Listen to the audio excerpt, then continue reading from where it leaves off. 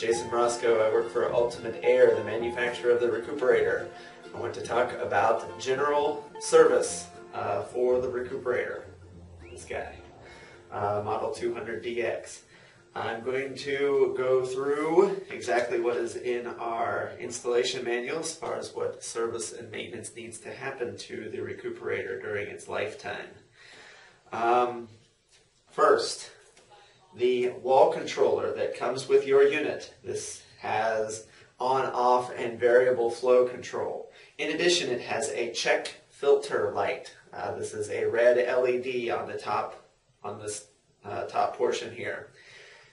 This will light up after 90 days of 24-hour, 7-day accumulated time, and that's it. It's not tied to any malfunction or anything within the unit. It is a dummy light, so to speak. It will light up after 90 days, 24-hour, 7-day accumulation of time. So anytime that the unit is off, it is not counting time.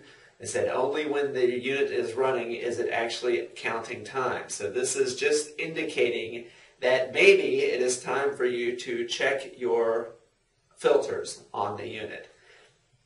You might, after several services, you might realize that you can go every other time here. Our general recommendation for service is once every 6 to 8 months, or that's my general recommendation. But it is going to depend on the environment that your unit is operating in. So just let it be known that this is going to light up at that time, and you may or may not need to service it at that time, but is it a good time to check? So when this thing lights up, what are you going to do? There's a checklist there in the manual. You're going to check your pre-filters and heat exchange material for particulate load-up. Your unit may be installed in this orientation. It could be laying down, it can be hanging on the wall, sitting on a shelf, anything. What you need to do is get access to these thumb screws, or the item that holds this cover on. I'm going to remove this cover,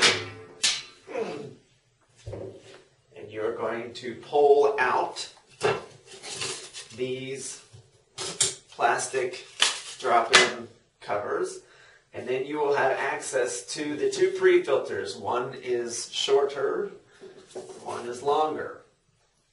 These will most likely be loaded up on one side with dirt, leaves, grass, debris, bugs, and any other thing that might be accumulated here. I recommend a garden hose or shop sink or kitchen sink or what have you. These will rinse clean fairly easily and last a long time. You can shake them out, wring them out, let them dry, put them back in. The second filter, now those are going to catch your large particulate, very large. These are just pre-filters. Now, our unit has internal filters in the heat exchange wheel. So if you look inside of this unit, you're going to see access to the wheel from here and from here.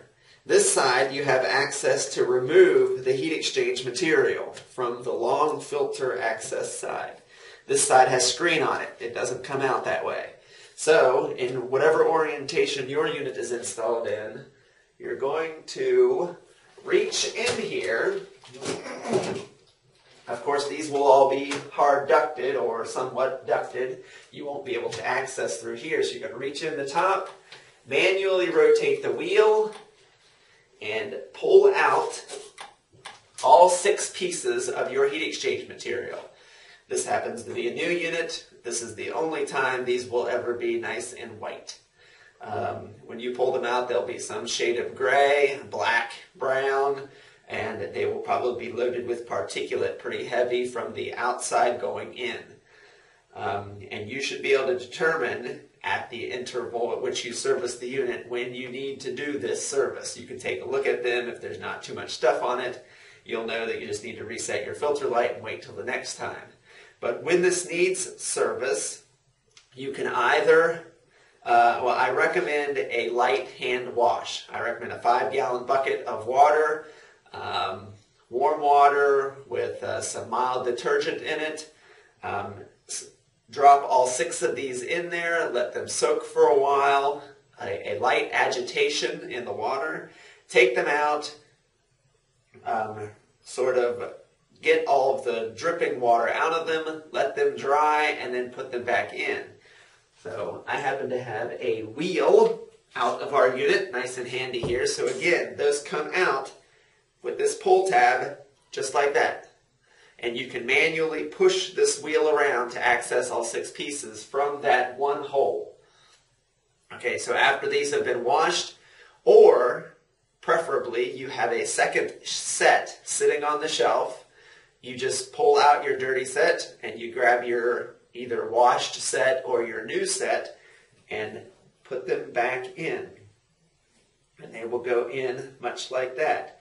You want to make sure that this material is all below the surface of this rim. You don't want any piece of it sticking out because this thing rotates and it will get caught on the sidebars that this wheel rotates between. So when you put it back in, you want to make sure that that is down below the surface of the wheel here. Okay? And of course this being inside the unit there. Okay, so we are checking out our pre-filters, washing them if necessary, checking out our heat exchange material, which is also our internal MERV 12 filter, washing it or replacing it as necessary. Let's see, like I said, once every 8 months, I'm going to say, if I had to guess everyone's case. Yours might be once every 6 months and someone else's might be once a year. Very hard to tell, just depending on how you use the house or where you live. Let's see. Now, also, we should walk outside and check the intake and exhaust ports, the points where the air is mainly being drawn in. So if you have a hood on the outside of your wall where the air is coming in to your house from, this will most likely be also loaded up with dirt, leaves, grime, dust, and anything else that can get sucked up to it. These are one of the styles that we carry. There are many different styles available. They will have some kind of light screen on here. Again, I recommend a brush, some sort of bristle brush, maybe even a wire brush, to get in here and clean that loaded up particulate off of the screen to make sure that air can get through there.